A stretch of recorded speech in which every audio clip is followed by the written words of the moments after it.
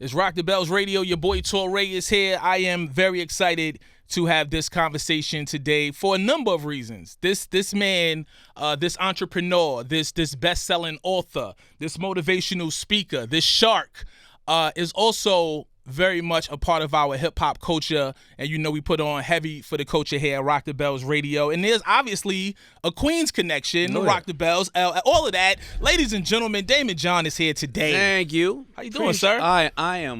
I'm blessed, man. Thank you so much. No doubt. Thank you for being here and taking time out of your schedule. I know you got a lot going on and so many titles, so I definitely want to take a minute to dedicate some time to everything. But obviously, the first thing I want to talk about is Black Entrepreneurs Day, how it came to be, the event that just took place over the weekend at the Apollo, and all of that. So before we get into BD, talk to me about your foray into entrepreneurship and how it all started. Like, what was that spark? Well, I think it all started by me wanting to be an entrepreneur, wanting to make some money for myself, and me trying to find people around me who could, and just for the purpose of being here, just trying to find people who could help me. And this guy who happened to be one of the most legendary rappers of our time, still is, some guy named LL. Some guy. You might have heard of him here on Rock the Bells. I stood outside his house a bunch of times and asking him, can he help me? And he was like, yeah, I can help you, brother. And he told me other ways to go out and do my thing. And when you're ready, you come back. He would wear FUBU on the Hey Lover video with Boyz II Men. All of a sudden, people started calling the phones all day. Then he said, nah, that's not enough. Let me wear the hat in a Gap commercial, say FUBU for us, by us. And then people started calling from around the world because people didn't know in the Gap that they just spent $30 million airing a FUBU ad. Right. So your brand. So I'm truly a mentee of L, and I'm a product of our environment. And then I would go ahead, and Carl and I would help me, and then I would help put the president over at Sean John, or distribute Russell Simmons' Fat Farm in Europe. And a lot of people talk about how we don't help each other because you don't hear these stories enough. Mm-hmm. And so that's what entrepreneurship is, right? Creating a network of the people around you. Now, I happen to grow up in Hollis, Queens, where there's a great network of people. Couple people came from Queens. Couple people, we can keep going through it. I ain't gonna make this a Queen show, but and that's what it is, right? So it is using your resources. But even before that, I found my 3 other friends who wanted to help me. I found the mentors in the community, the people who own a corner store, or the people who wanted to just buy my stuff, and that's how I became an entrepreneur. Now, I started FUBU in '89. I closed it down 3 times from '89 to '92. But I ran out of $500, $1,000. Because a lot of people don't realize when you're an entrepreneur, the number one reason that you actually close a business is overfunding. You take a $10,000 loan because you want to buy $10,000 worth of product when you need to buy $500 worth of product. You want to have a $5,000 website when you need a $500 Shopify page, right? And we actually spend too much money making really big mistakes.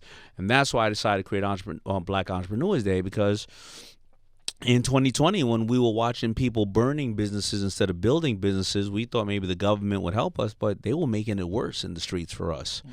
And the reason I started initially was almost the same thing was happening. I saw the Rodney King I saw what happened to Rodney King, and I said, I'm not going to burn business, I'm going to build one. Right. So I did the exact same thing. I called my resources. I was stuck in my house. I said, who's going to help me give away money? Well, Chase, JP Morgan Chase, Shopify, T-Mobile. They said, we're going to donate money, grants to give to keep black businesses open, because they weren't getting any of the COVID money. The black businesses were not getting any of the COVID money. Then guess who I called up? Here we go again. LL Cool J, Bob Johnson, Shaquille O'Neal. And I said, guys, I need to tell these people, I want you to tell these people about your biggest mistakes, your worst time in your life, and how you overcame it. Let's not talk about all the hopefully great things we did. And they did that. 4 years later, Black Entrepreneurs Day is back. We filmed it last week. Yep. At the Apollo Theater, a place where I stood outside and sold hats, hoping to get a break to walk into Apollo Theater. Now I book it for a whole day, give $250,000 away to businesses.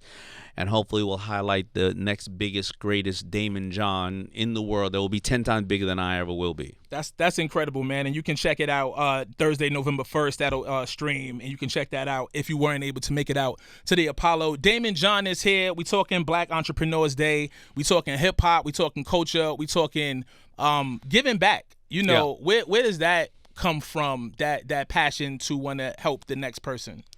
I think because, you know, I stand on the shoulder of giants, and there's so many people who have given to us that we will never know. Right, there'll be people that you and I never heard of who got hung by their necks, right? Who risked everything in their life to give us the opportunity to be.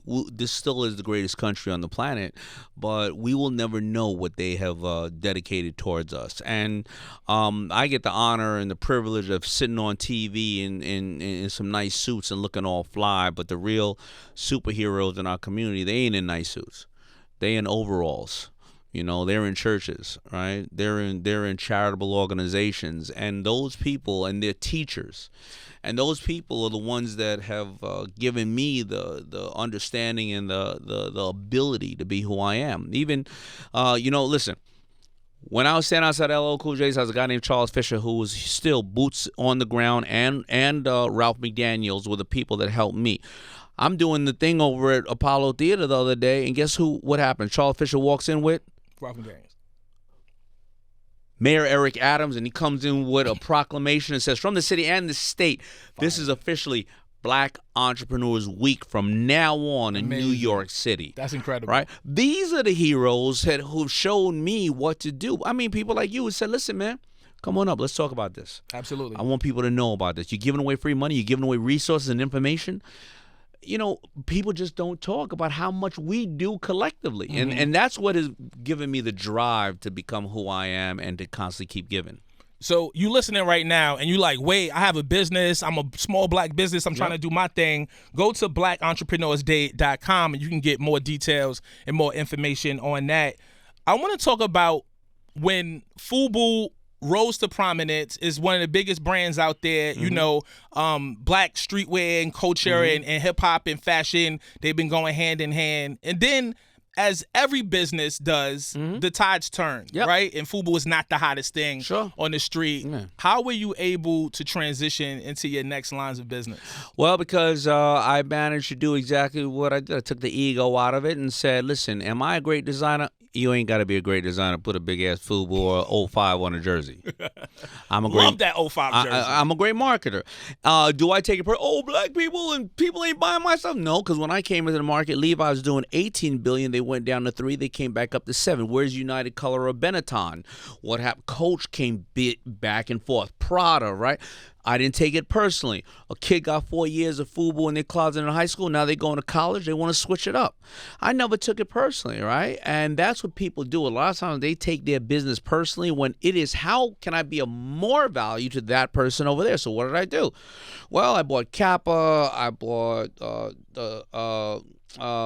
couple other companies. I failed at them. But you know what then I bought? I bought Coogee out of bankruptcy, and I took the Coogee sweaters and then said, hey, you know what? Older cats like us, we knew the Coogee sweater, but the kids, and let me do some Coogee denim and stuff like that. And so then I got back, Coogee came up. Then I said, well, what am I? Well, you know what? I'm not a great designer, but I know how to deal with the Macy's, and so I'm a great distributor. Why do I got to think of everything new? I'm not that smart. Let me invest in younger cats or older coming up with new ideas. Oh, wait a minute. What did you say? What's that called? Shark Tank? I'm only getting pitched clothing companies over here. Maybe I'll go on this show that I can get pitched electronics and other things. I go on the show and I go, let me take my knowledge, give it to somebody else who knows the fundamental. Oh, I know the fundamental of the business, but now they're up there knowing TikTok and everything else. Right. And I took my ego out of it. You know, somebody said something to me yesterday. It was really amazing. They say, the first half of your life you live for your ego. The second half of your life you live for your soul. And you start to realize what really is important to you. And that's how I started becoming an investor, because I took the ego out of it. For sure. Once we get past the ego, a lot of amazing things can happen. Daymond John is here. Listen, man, Black Entrepreneurs Day. Make sure you search it, get all the information on it. We're going to get some music. We're going to continue this conversation. Rock the Bells Radio. you talked about TikTok. You talked about technology. Obviously, most of us now live on our phones. They Yes. tap to our hands. We constantly engaging. We texting. Now I know you've been very open about dyslexia and how that's affected you in positive and just learning and working your way through it. How are you able to navigate through technology and utilizing the phone while you're dealing with that? Technology is great right now, and by the way, so as we talk about it, we're gonna be airing all this stuff. Because I talk about dyslexia, we're gonna air it all on November 1st, 7 p.m. So we'll talk about the Black Entrepreneurs Day and how I talk about this. But a lot of people don't realize dyslexia, right? 8 out of the 12 sharks are dyslexic, right? 7 presidents were dyslexic. Einstein was dyslexic. 45% of entrepreneurs are dyslexic. However, 32% of incarcerated people are dyslexic. And I want people to understand this. Why? Because when we come from marginalized communities, we may not have the resources to understand what dyslexia is. Right. And, when you have ADD and ADHD, right, you can get a pill that will help with that. So if a pill is there, let's follow the money. That means there's money. That means there's more money to educate people on these challenges. But if you're dyslexic and 20% of the entire world is dyslexic, reading is fairly new to our species, right? Because hieroglyphics and all those other things, right? I'll tell you one symbol of dyslexia that you can figure out. One thing that shows you it is like if you get tired after reading a page or 2 pages in a book, you most likely it's like what's happening and most of your brain is starting to focus on this, right? But if a kid in 3rd grade is dyslexic and goes, I'm dyslexic, well, they're not trying to get out of school. You have to learn a different way. You have to work harder. Right. But if a kid is dyslexic in school and you don't realize and recognize it, no kid wants to go like this in the middle class. Huh? Hey, because kids are cruel. Hey, you're stupid, you're dumb. That kid starts to really shun away from that school, right, or the class. And guess what happens if they don't have the good resources? Hey, yo, man, hey, yo, shorty, I don't think you dumb. You want to make some money? Why don't you stand on this corner? I got you. Right. And that's what happens. So that's why I talk about dyslexia a lot, because as much as I'm dyslexic, I didn't even notice it in my oldest girl, and I was very hard on her in school. Wow. And it took me about 4 years to realize that I just thought she was acting up when she's a beautiful, brilliant little girl. She's just a creative.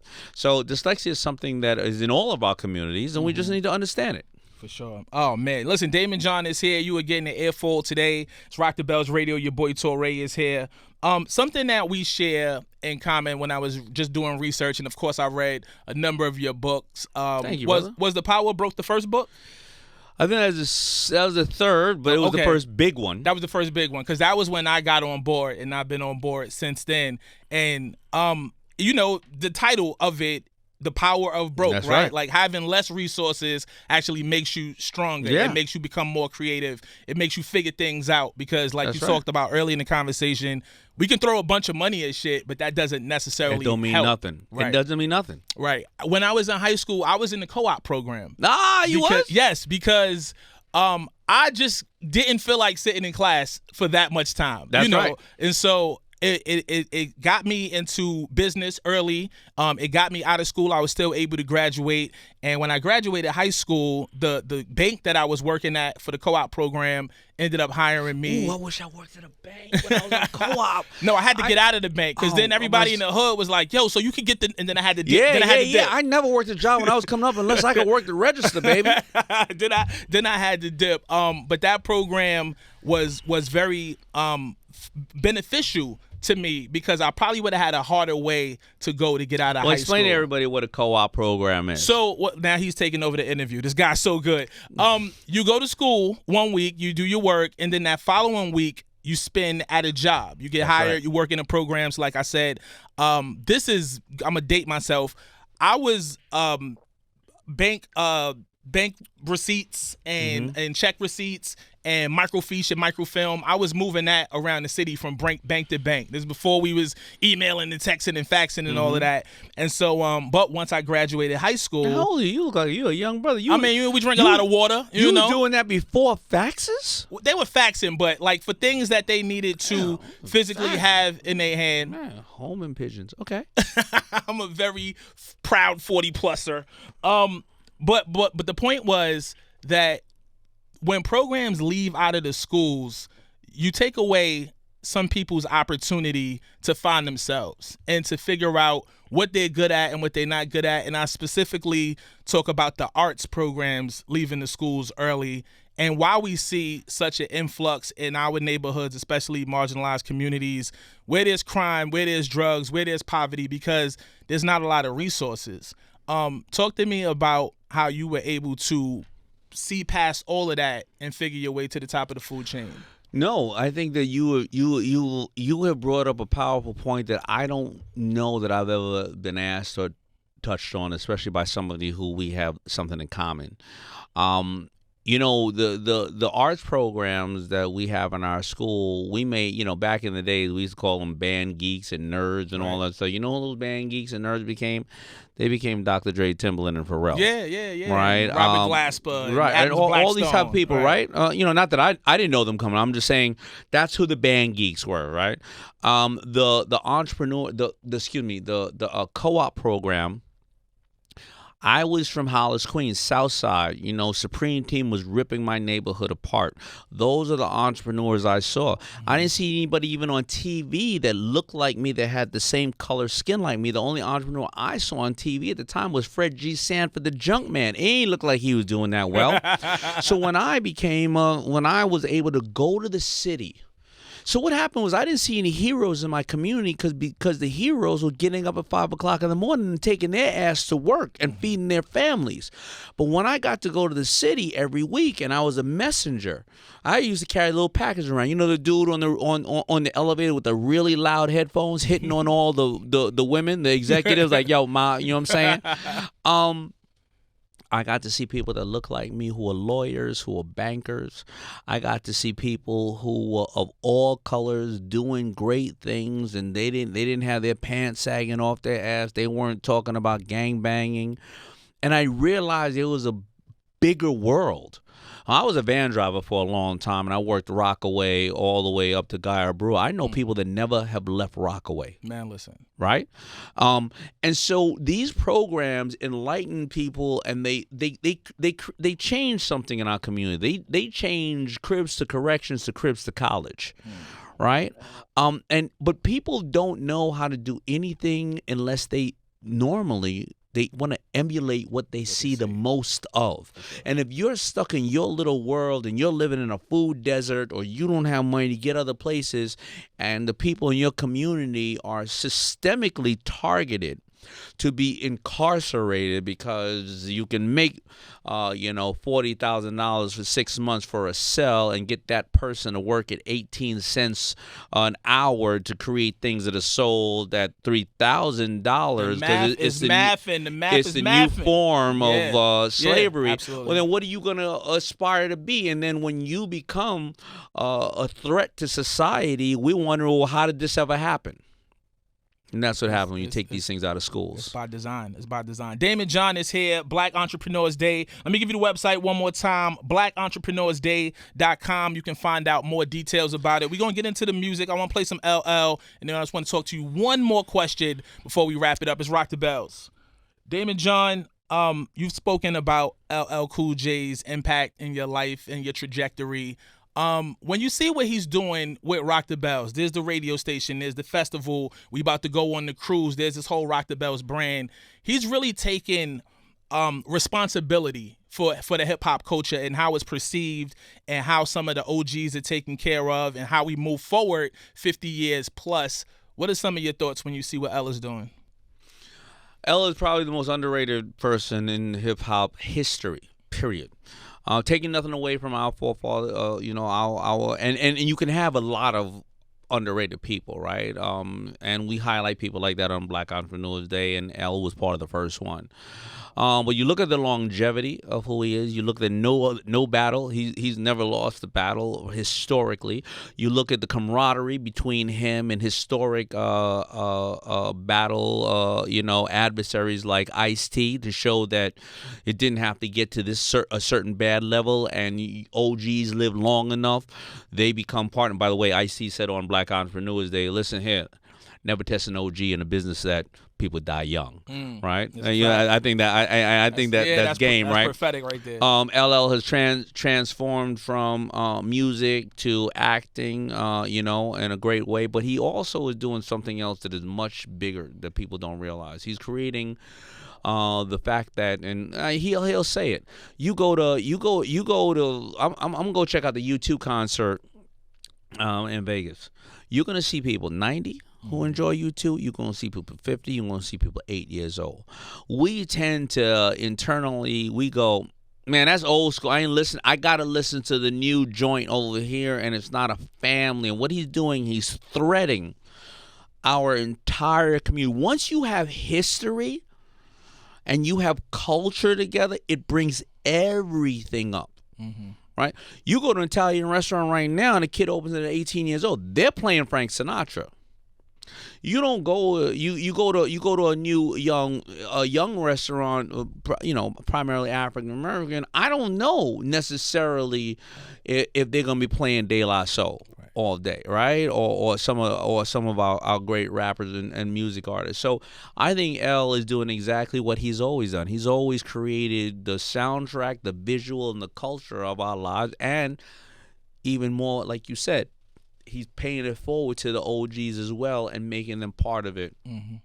That's what he's always done. He's just been very I mean, if you really think about it, he created the biggest advertising coup ever happened from him. Crazy. Now, and when I talk about it, I benefited off of it. But now that is in Harvard studies on how you need to look and think like the people you serve because what L did. Right? So think about the power of what he's doing, and you don't even have to pay. You're listening to Rock the Bells right now. All you gotta do is tell more people, listen to Rock the Bells. That's us. Word. That's FUBU for hip hop. Word. And that's what L is, man. I love that, man. Daymond John, Black Entrepreneurs Day, the 4th one just passed. You'll be able to stream that and check it out November 1st. And let me tell you who's on it. I'm going to run through it. Do it. Whoopi Goldberg, Crazy. talking about being an African-American woman. She is the only one of the 18 people in the history of this country who got an EGOT. If you don't know what an EGOT is, she won an Emmy, a Grammy, an Oscar, and a Tony. I'm working on mine. EGOT, right? We have a great performance by Rick Ross. Ice-T, of course, is going to be there. Carrie, Champion. Carrie. I always forget her last name because she always give me a problem about not knowing her first name that well. Anthony Anderson, Cedric the Entertainer, a bunch of other. Oh, I got a surprise guest coming out there. And by the way, Eric Adams, our mayor, our African-American mayor, who is dyslexic, who went to Bayside High, who became a cop because he got arrested and treated like crap and said, you know what, I'm going to become one of those guys so it doesn't happen in our community. And now he's the mayor of New York City. We got a lot of people live at the Apollo Theater and giving away $250,000.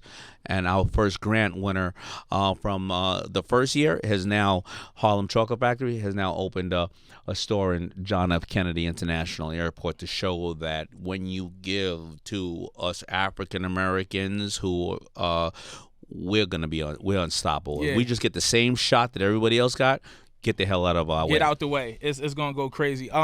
Thank you so much for not only your time today, but for the way that you continuously inspire and give back and are linked into so many stories. Like, your legacy will go on forever and ever because so many of these people who came from nothing that were able to become something have you partially to thank for their plight and their continuance into the business. BlackEntrepreneursDay.com is where you can find out more details. Make sure you stream it November 1st. Daymond John is Rock the Bells Radio. Thank you, brother. Thank you, everybody. Thank you.